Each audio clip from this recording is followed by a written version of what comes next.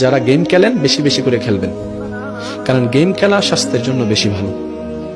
Game খেললে brain ভালো থাকে। গেম খেললে শয়তানে একটু সুন্দর করে লাগতে পারবে। গেম খেললে মারামারি করার সুযোগ পাবেন, সেজন্য গেম ভালো করে খেলবেন। আর যারা আল্লাহর পথে আসতে চান তারা বাদ দেওয়ার চেষ্টা করবেন।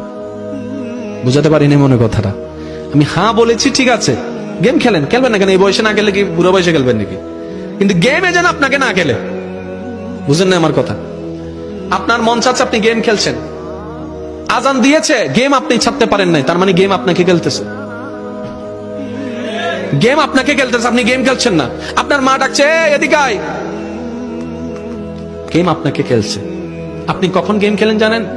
যেটা আপনার ইচ্ছায় চলে, মন চাইলে খেলবো, মন চাইলে রাখবো, এই গেম আপনার আন্ডারে।